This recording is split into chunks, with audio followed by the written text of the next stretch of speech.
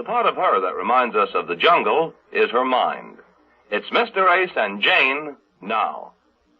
Reminder, it's Vaughn Monroe with Colonel Stoopnagle in charge of Laugh-In' Things tonight at 9:30.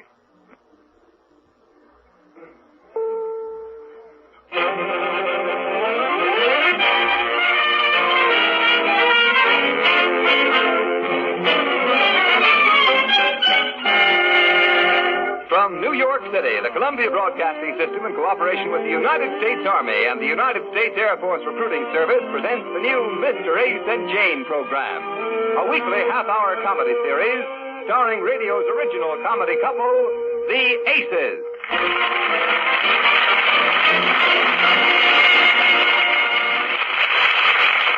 Once again, the strains of Manhattan Serenade introduce the story of Mr. Ace and his wife, Jane.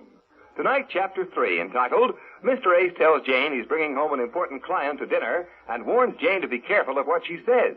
And Jane replies, Don't worry, I've got more brains in my little finger than I have in my entire head. And during dinner, she proves it. Or, as Mr. Ace puts it, How to Grow Old Gracefully in 1 hour. The most fantastic thing happened to me. I'll tell you about it in just a minute. You know, America's young men are the biggest, healthiest, best-educated young men in the world.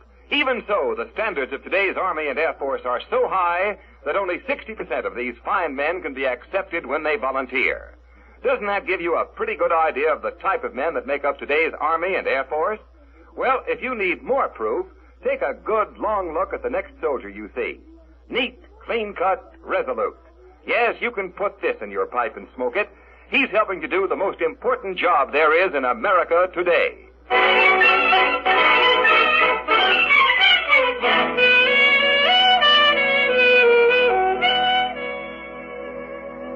Yes, Mr. Ace, what was that you were going to tell us? There comes a time in every man's life when he has to bring a prospective customer home to dinner. In a situation like that, a man likes to think of his wife as the little woman who helps him close the deal.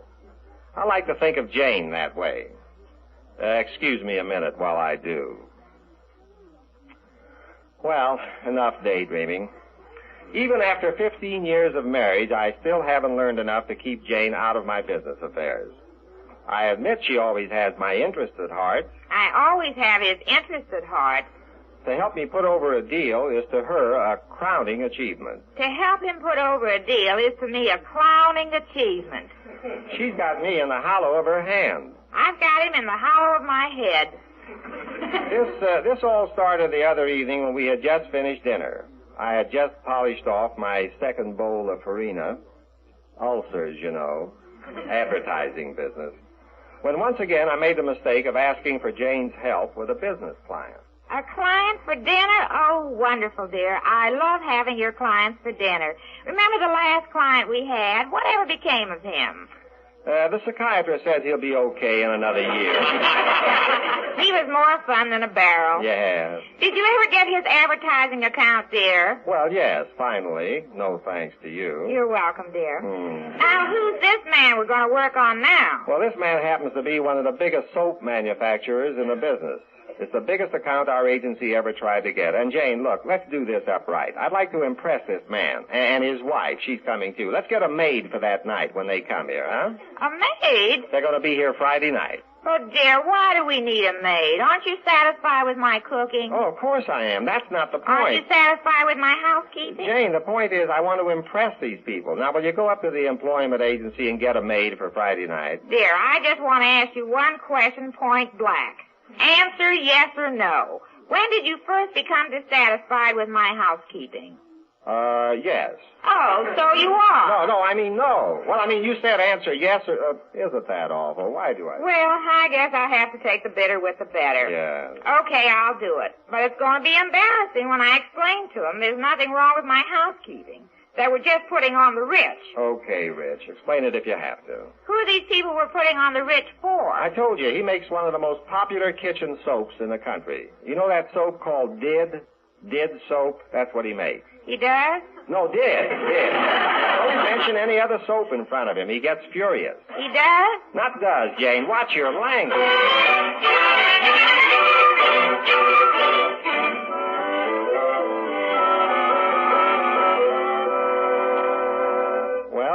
witnesses. All I said to Jane was, hire a maid, simple. I mean, simple, isn't it? But she had to worry about what the employment agency might think. When Jane walked in, the man at the agency was calm and collected. That is, he was calm at first. They collected him later. Good morning, madam. I'm Mr. Bennett, and what may I do for you? Just fine. Yes. Is someone taking care of you? Yes, there is, but he doesn't appreciate me. What? First, I like to say I'm a wonderful cook, and I keep the house spotless. I wash, I mop, and I dust. So? Yes, and I sew. No. No, I mean, so what? So what can I do for you? Well, isn't this an employment agency? Oh, of course, and I think I have just the woman for you. Oh, Mrs. Dale? Yes? Would you step over here, please? This young lady just came in, and from what she's told me, I think she might be just what you're looking for. How do you do, my dear? I'm pleased to meet your acquaintance. First, I want to say I'm a wonderful cook, and I keep the house spotless. I wash, I mop, and I dust. And the only reason I'm doing this is because of my husband. Oh, you're married? And who? You mean at how? No, and who do you think sent me here? Oh, I see. Your husband. Yes. Tell me, my dear, have you had much experience? Oh, yes, I've had... No, I'm supposed to ask you that. Mr. Bennett, what does she say? I'm sure I don't know. Young lady... Oh, what do you mean you don't know? If I'm going to hire a maid, the least I can do is ask her if she's had experience, and if I'm wrong, I'm not far from it. What? You're hiring me? Mr. Bennett, I was never so insulted in all my life. Mrs. Dale, I'm awfully sorry this happened. I thought she wanted a job as a maid. Well, so did I. To think she'd mistake me for a maid. But she said she could do housework. Oh, I get it now. I thought she wanted a job as a maid, and she thought I was vice versa. What a merry mix-up. Imagine being a maid. But why not? This would show him somebody appreciates my housekeeping. To be or not to be. That is the How was question. I to know? I'll be. Mrs. Dale, I'll do it. What? I'll take the job. You will? Yes. Well, that's wonderful. Can you come now? No sooner said the better. Oh, good. I have the car and chauffeur. My home is on Long Island. What's your name, my dear? Jane Sherwood. Sherman? No, Sherwood, my maiden name. Oh, my maiden name. That's cute, isn't it? Yes. Oh, we're going to get along fine, Mrs. Dale. We'll be like a couple of Simonized twins.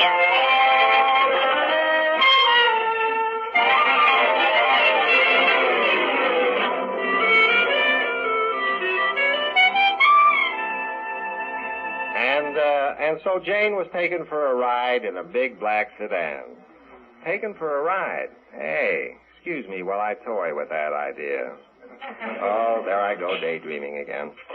While the Simonized twins were winging their way over to Long Island, I was at my office conferring with my boss. That would be J.K. Norris of Sutton, Dutton, Mutton, and Norris. Advertising agency. What else? When Mr. Norris talks, he shoots proverbs at you like bullets. This morning he was particularly full of bullets. We were talking about landing the new Did soap account. You can catch more flies with honey than you can with vinegar, I always say. I told him that's why I was having the client to dinner. The way to a man's heart is through his stomach, I always say. I said we'd have a big roast turkey. A bird in the hand is worth two in the bush, I always say. And when I said the dinner would be a turkey, I didn't know I wasn't kidding. Mr. Norris was in my office giving it to me hot and heavy. Now, Mr. Ace, I cannot impress upon you too strongly the importance of the new Did soap account. You know yourself what an eccentric client TJ is. I know. So I don't want anything to go wrong at that dinner, Mr. Ace. There's many a slip twixt cup and lip, I always say. Yes, I know, Mr. Norris. But there's nothing going wrong. Jane has even gone over to hire a maid for the occasion. Good. Oh, yes, one thing is very, very important. To TJ, there's nothing else in life but Did soap. He sleeps it, he dreams it, he eats it. Mm-hmm. Maybe we shouldn't have turkey. What was that? I say I know how important Did soap is to TJ. Important? Why do you think TJ's changing advertising agencies now? Only because one of the account executives over at Swinburne, Marshall, Warwick, Tadwater, Kensington, Hollingswood, and Vine made the mistake of mentioning a competitive soap in TJ's presence. No kidding. Who did that? I don't know.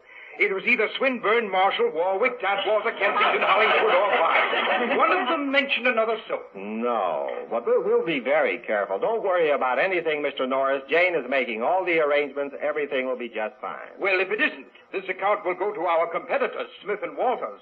Smith & Walters, an advertising agency with only 2 names? Not a chance. Are you kidding?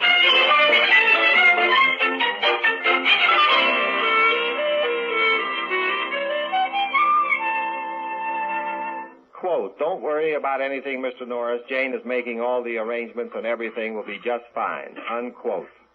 That's what I said. That's what the man said. Well, when I got home that evening, I was anxious to learn how Jane did with hiring the maid. I opened the door, and I said, Jane, and she said, well, she wasn't home, and the phone was going like mad. Hello? Hello, dear. Jane, where are you? Just fine. Jane, why aren't you home? What's happened? Well, dear, to make a long story. Don't make a long story. Where are you? On Long Island.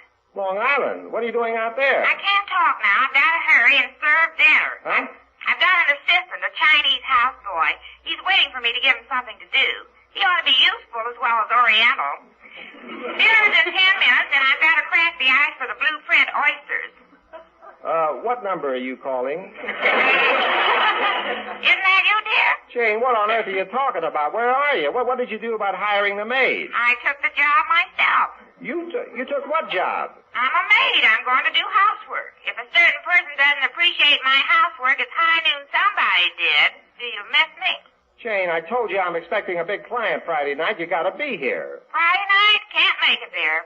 Can't make it. Jane, I've got to see you. When am I going to see you? Thursday, maid's day off. Maid's day off? Jane, where are you? Oh, I've got to hurry now, dear. The ice is getting cold. Goodbye, dear. No. Hello. Jane, isn't that awful? Jane? Jane, are you home? It's Ken. I've got something I want to... Excuse me for stopping the action here, but I've got to introduce this new character. He's our next-door neighbor, Ken Roberts, radio announcer. You probably hear him on the radio all the time. Sounds like, This show is brought to you by the Gizmo Company, America's foremost manufacturer. Yes, for over 100 years, the Gizmo Company is the manufacturing foremost. Makes up commercials just to keep in voice. Try a foremost. Or better still, try the large economy size, the five-most. Jane can listen to him by the hour. Remember, when using foremost, use caution. Caution comes in 6 delicious flavors. So, ladies, if foremost persists, see your doctor. If your doctor persists, use caution. Now we can start the action again. Ken had just come in and said, Jane, I've got something I want to... Jane, I've got something I want to... Oh, hello, where's Jane? Jane had just taken a job... Oh, no, Ken, you won't believe this could happen. Oh, sure I will. I'm in radio. Everything happens at radio. Don't you listen to those serials? All right, cereal. Jane Ace, girl pressure cooker. Don't believe that. What do you mean, girl pressure cooker? I mean she took a job as a maid on Long Island. Maid? Gee, that's tough. I'm sorry to hear it. But that's the advertising business. One day you got a job, the next day your wife's working. No, look, Ken, I did not lose my job. Jane just lost her head. All I know is I come home and find my wife's gone, and me slowly starving. Now I've got to get out to the kitchen and fix my dinner. Well, maybe I can help you. I'll go with you. What would you like for dinner? Well, let me see. I'd like some split pea soup, a steak with onions, mashed potatoes, apple pie, cheese, and coffee. Gee, that sounds swell. Yeah, doesn't it? Ken, hand me that box of farina. How do you make farina? Who knows? Let me see. I guess I better put this pan on the stove here. Gee, I sure miss Jane. I wanted to read of this commercial I'm doing on a show tonight. I guess it would be a shrewd move if I light this stove. Now, how do you do that? Maybe I could rehearse it for you. Would it disturb you? Disturb me? My wife working on Long Island as a maid with a bunch of Orientals diving for oysters with cracked ice and a big client coming to dinner on Friday and a turkey in the hand is worth 2 in the bush and you're going to disturb me? Read that commercial. Well, this is a message for all former members of the Army's famous 3rd Division.